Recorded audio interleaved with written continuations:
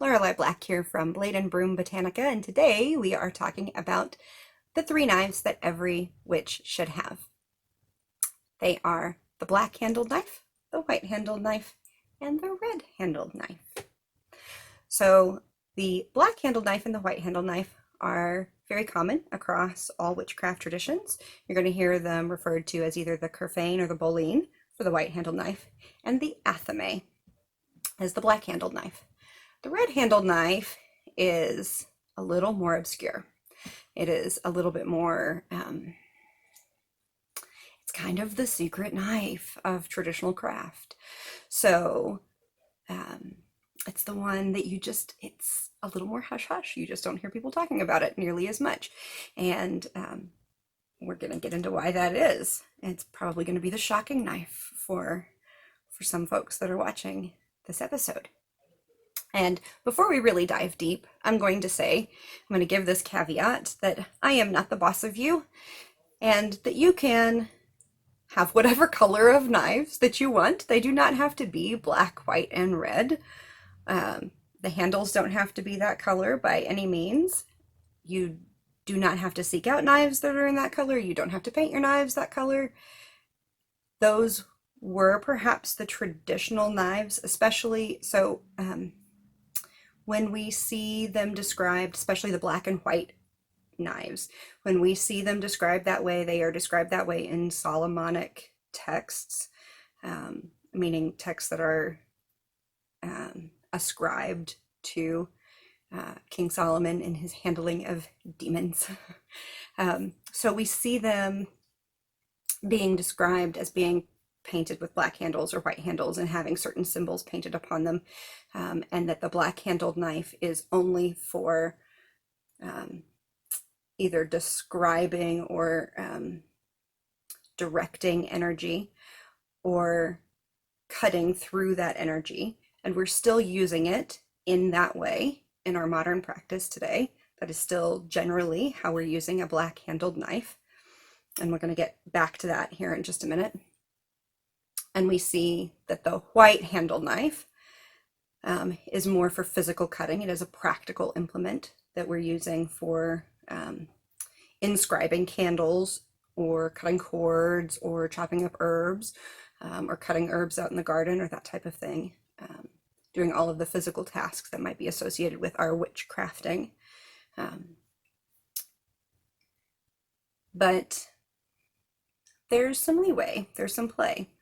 And especially when we're talking about the Solomonic texts and ceremonial magic, there tends to be a lot of thou shalt this and thou shalt not that.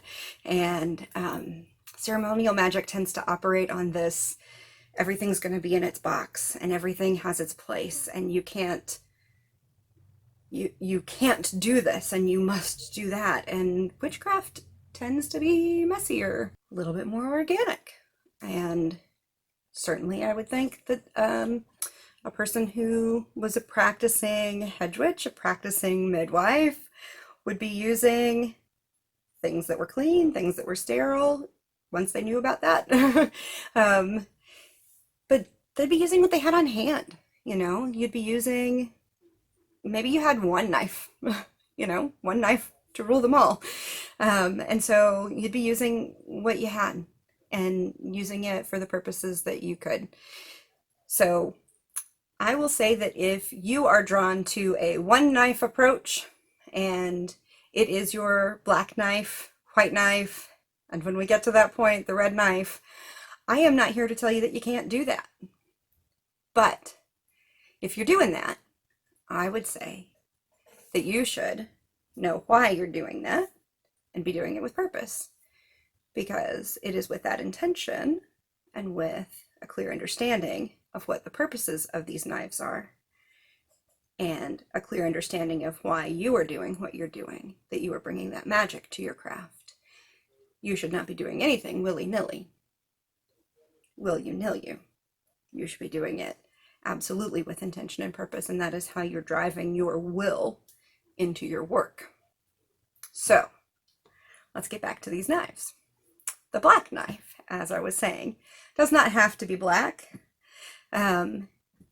It can be any color that you like, any type of knife that you were drawn to, but traditionally it would be of a black handle, and it would have certain symbols inscribed on it. And I will put a lovely graphic up to show what the traditional black handled knife would look like. It is popular in today's practice to have a double-edged knife for that. However, I'm going to show you my two favorite knives for using for a black handled knife in my work. One of them is not black at all. It is a bronze knife that I have just recently acquired, and it is beautiful. Of course, you're going to feel that way about any knife that you're working with, probably that you're very drawn to it. But this is a bronze knife that was designed and created by an artisan named Carolyn Seckinger. It does not have a sharp edge to it, although it does have this wonderful bit for sort of digging into spaces, and it has this lovely blade. So this is one type of knife that could easily be a black handled knife. Yay, though it is not black. But it is great for both moving energy, if that is what you want to use your black handled knife for, which is a valid way to use your knife, but certainly for cutting through that energy, and for doing that type of inscribing or cutting into and through energy. It's great for like link cutting work, which is one of the things that I love using a black handled knife for. My other black handled knife has quite the story to it, which I won't entirely get into, but I found it next to a fairy mound on the festival grounds where I am a co-director. That place is called Midian, Camp Midian, we call it affectionately, but it's Midian Festivals and Events. Put the links down below. It's in Indiana, and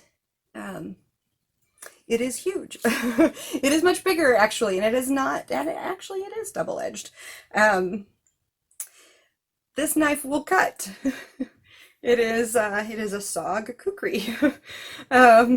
And I actually made sure it was extra sharp, because at the time that it came to me, and I believe that the Fae on our land made sure that I had a big knife. I'm not sure why. Actually, I found out later why, and I won't go into that story, but when the Fae give you a knife, you make sure it's sharp.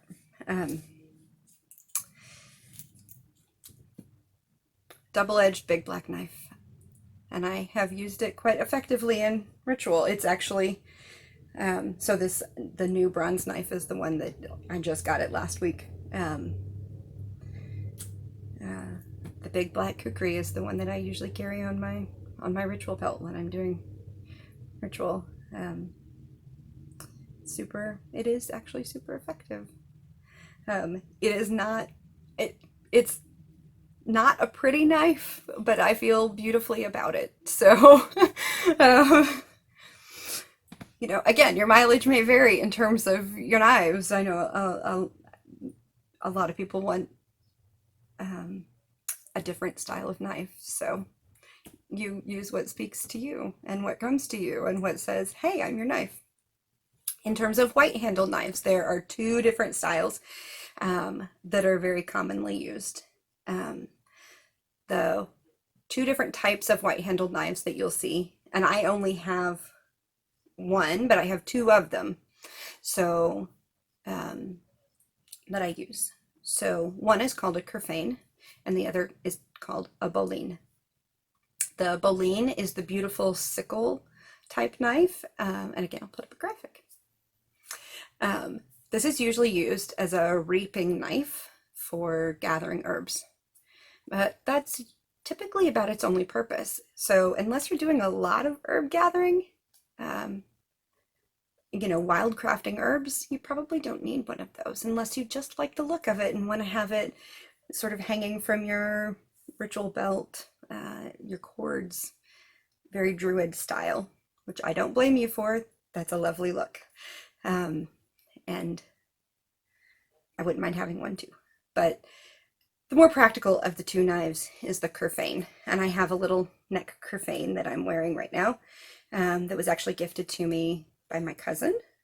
So Kerfane typically is a single-edged blade, so this side is not for cutting, and then this side is for cutting, and it's usually quite sharp. And this type of blade, this is obviously a little one, so that I can wear it around my neck easily. And it's quite handy for having in ritual something that's just this size. So it's great for cutting cords. It's great for, again, chopping herbs, or inscribing a candle or something along those lines. You can also have a bigger one. I have a lot of large knives, evidently. So you can also have a bigger one. And this is more of almost like a kitchen knife style, but that has a carry case, right? So this one's not in great repair, so you can see a little bit of rusting and pitting that has happened to it. But again, just sort of a good, solid, practical knife. This one would not be that handy for inscribing candles, though, right? So you'd really want something that's a little more suited to the task. And then your third style of knife, the super secret one, that is not as common, except in traditional craft. You're hearing a little bit more about that one these days. It is referenced in older texts, but it's hard to find the name for it in a lot of older texts. And so you're seeing some different names for that one pop up. Things like either lancet, which is an old Roman name, Shelg, which is what my tradition calls it, which is sort of a name that we plucked out of the Manx tradition. I honestly cannot remember why we came to that name. It was one that my ex-wife landed on. I think it has something to do with hunting and blood, but I don't remember exactly why we came to that name. Or you'll also see things like thumb pricker or devil's prick or that type of thing, because the red knife, the red-handled knife, has to do with bloodletting. And so it usually is something that's honestly, it's going to be a little bit more like this, although it would be thinner and have a sharp point on the end. Or it would be another single-edged blade with either a good solid point or just a really sharp blade that you can slice. So this would be something for either taking blood sacrifice from yourself when ritual need arises for that, like oath taking, when you make blood oath within your clan or your coven, or when you do the red meal or the sacrificial meal at the end of a ritual. You may or may not be doing actual bloodletting for that, but you will probably be doing things like taking a sacrifice of the cup and a sacrifice of the bread. So typically within traditional witchcraft, that is a sacrificial meal and not a sexual reenactment of the great rite, as it is in Wiccan tradition.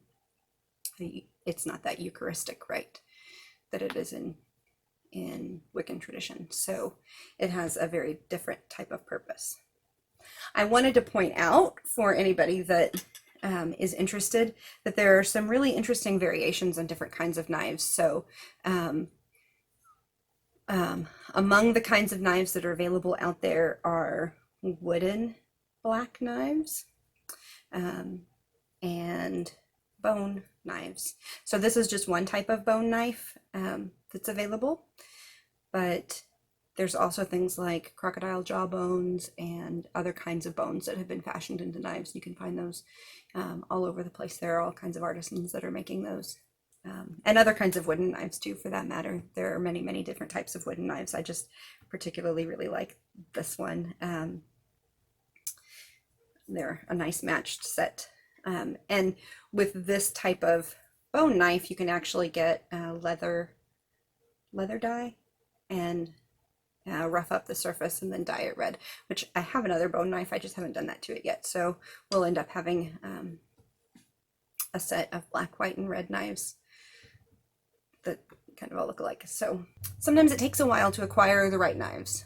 And I always feel like you should be looking for the right knives, but in the meantime, use what's available, because we're talking about having something, having a tool to do the job, and then finding the right tool to do the job well.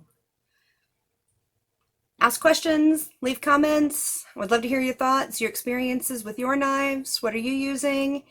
I've got some recommendations in the links down below. I also have some information in the BOS pages that I write about these 3 knives and how you use them. So check that out.